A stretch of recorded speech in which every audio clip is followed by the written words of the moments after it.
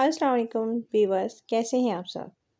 آج ایک new novel کے ساتھ حاضر ہیں اور یہ بہت ہی انٹرسٹنگ ہے، سو پلیز ریڈ اٹ۔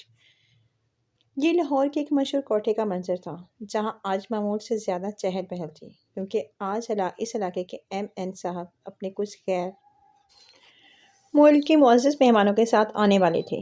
کوٹھے کے مرکزی روم کو بہت نفاست اور خوبصورتی سے سجایا گیا تھا۔ اسی روم میں روز محفل ہوتی تھی اور جس میں شائقین ناچنے والیوں کو نوٹوں سے نہلا دیا کرتے تھے، مگر آج اس روم کو خاص طور پر ریزرو کر دیا گیا تھا۔ نہ آج یہاں مجرا ہونا تھا اور نہ ہی آج یہاں کسی بھی عام بندے کو آنے کی اجازت تھی۔ تبھی اس مرکزی روم میں کوٹھے کی مالکن زلیخا بائی اپنی ساڑی کا پلو سنبھالے اندر چلی آئی تھی۔ انہیں اندر آتے دیکھ کر کمرے کی سجاوٹ میں مصروف لڑکیاں اور کوٹھے پر کام کرنے والے نوکر جلدی سے ان کے سامنے ہاتھ باندھے آ کھڑے ہوئے تھے۔ ارے او شمیلا، تو اب تک یہاں لگی ہوئی ہے کمبخت، جا کر اس نئی لڑکی کو تیار کرو۔ اچھی طرح سجانا، بلکہ دلہن لگنی چاہیے، ایم این صاحب کو کوئی شکایت نہ ہو۔ اگر آج وہ ان کے مہمان یہاں سے خوش ہو کر گئے تو ہمیں نوٹوں سے نہلا دیں گے۔ زلیخا بائی کی پاٹ دار آواز پر شمیلا نامی لڑکی نے جلدی سے اسبات میں سر ہلایا اور روم سے نکل کر باہر بھاگی تھی۔ سجاد، ذرا فون تو کرواؤ ذاکر احمد کو، پوچھ کب تک آ رہے ہیں ایم این صاحب؟ زلیخا بائی نے اپنے اسٹائلش سے جوڑے پر ہاتھ پھیرتے ہوئے کہا اور جا کر پاس پڑی کرسی پر بیٹھ گئی تھی۔ آج اس علاقے کے ایم این صاحب کا یہاں آنا ان کے لیے کسی اعزاز سے کم نہیں تھا، کیونکہ یہ مغرور شہزادوں سا نوجوان، خوبصورت اور ڈیشنگ ایم این اے نہ صرف پورے شہر میں اپنی خود پسندی، روب، دبدبے، اپنی اکڑ اور ضد کے لیے مشہور تھا، بلکہ اس کی بے تحاشا دولت کے بھی دور دور تک چرچے تھے۔ اگر آج وہ ان کے قابو میں آ جاتا تو ان کے کوٹھے کی قسمت چمک جاتی۔ زلیخا بھائی آج کسی بھی طرح اسے یہاں سے خوش کر کے بیچنا چاہتی تھی، اسی لیے اس نے اس نوجوان شہزادے کو اپنی مٹھی میں کرنے کے لیے اپنے کوٹھے کے ایک نایاب ہیرے کا انتخاب کیا تھا، جس پر آج تک کسی کی نظر نہیں پڑی تھی، اور زلیخا بائی کو اچھی طرح یقین تھا کہ وہ اس ہیرے کی چمک دمک سے اس مغرور شہزادے کی آنکھیں چندیا جائیں گی۔ وہ مبہم سے انداز میں مسکراتے ہوئے سوچوں کے تانے بانے بننے میں گم تھی، تبھی باہر سے اٹھتے شور پر وہ چونک کر ہوش میں آئی تھی، اور تبھی سجاد، ان کے کوٹھے کا خاص ملازم، بھاگتا ہوا ان کے پاس آیا تھا۔ بھائی جی، وہ ایم این اے صاحب آگے ہیں، اپنے ساتھ 4-5 گورے انگریزوں کو بھی لائے ہیں، سجاد نے بوکھلاتے ہوئے کہا تھا، اور زلیخا بائی لپک چپک کر باہر بھاگی تھی۔ باہر ہی آنگن میں مغرور شہزادہ بلیک کلر کی جینز اور بلیک شرٹ میں سر اٹھائے اپنی مغرور نیلی آنکھوں سے چاروں طرف دیکھ رہا تھا۔ کھلتی ہوئی سفید رنگت اور ڈارک براؤن بالوں میں وہ اپنے ساتھ کھڑے ان گورے لڑکوں کے ملک کا باسی لگ رہا تھا۔ اس کی وجاہت دیکھنے والوں کی آنکھوں کو خیرہ کر رہی تھی۔ نیچے کمرے میں موجود لڑکیاں چھپ چھپ کر باہر آنگن میں کھڑے اس شاندار مرد کو دیکھ رہی تھی، جس کے چرچے تو انہوں نے کافی سنے تھے، مگر اسے آج سامنے سے دیکھ کر احساس ہوا تھا کہ واقعی مردانہ وجاہت کا شاہکار تھا۔ خود زلیخا بائی نے اسے دیکھ کر انگلی دانتوں تلے دبا لی تھی۔ یہ تو واقعی یوسف ثانی ہے۔ وہ زیر لب بڑبڑاتی ہوئی آگے بڑھی تھی۔ آئیے آئیں سرکار، یہاں آ جائیے، ذرا نوازی ہے آپ کی، جو آپ نے ہمارے اس غریب خانے کو عزت بخشی۔ زلیخا بائی جو خود شامدانہ انداز میں اسے اپنے ساتھ لیے اندر اسی مرکزی کمرے کی طرف بڑھ گئی تھی۔ ہم یہاں اپنے دوستوں کے لیے آئے ہیں، آپ ان کی خاطرداری کا انتظام کریں۔ ہیثم اسماعیل خان نے اپنے ساتھ کھڑی زلیخا بائی کو دیکھ کر اپنے مخصوص مغرور انداز میں کہا تھا۔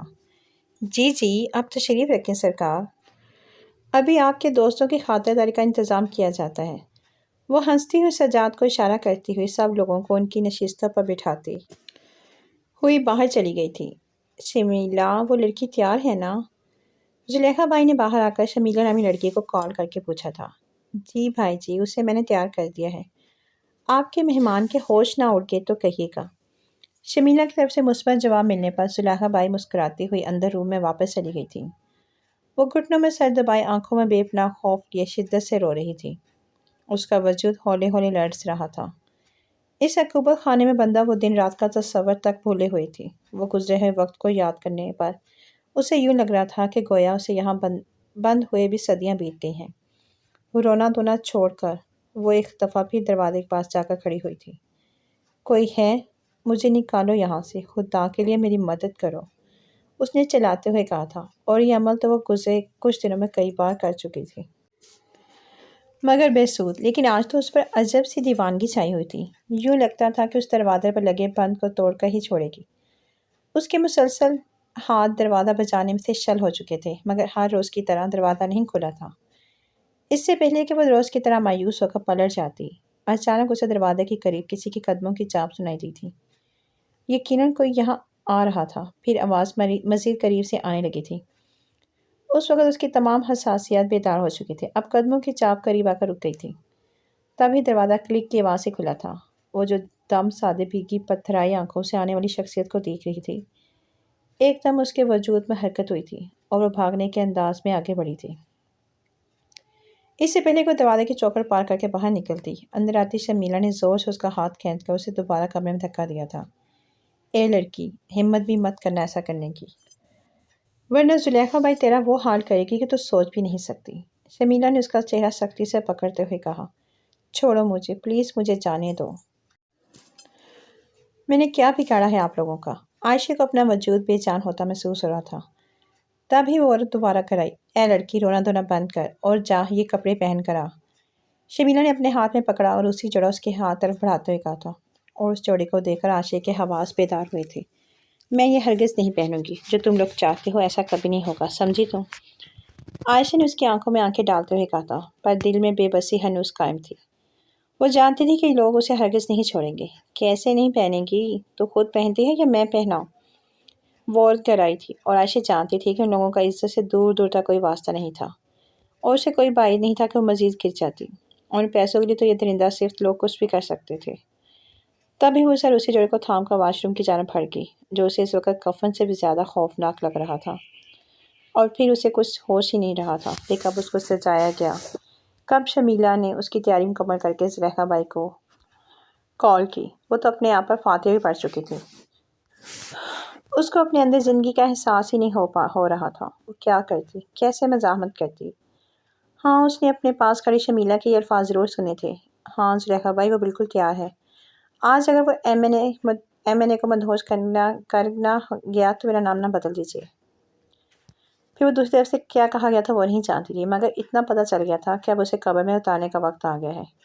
شمیلہ زلیخا بائی کو اس کے زندہ لاش جیسے وجود کو کفن پہنانے کی خوشخبری دے رہی تھی۔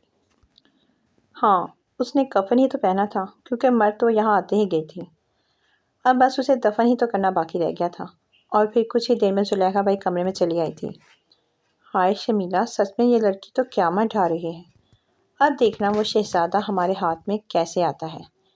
زلیخا بائی نے اس کے تباہ کن قیامت خیز سراپے کو دیکھ کر شمیلہ کو بے ساختہ داد دی تھی، اور عائشہ تو جیسے پتھر کی بن چکی تھی۔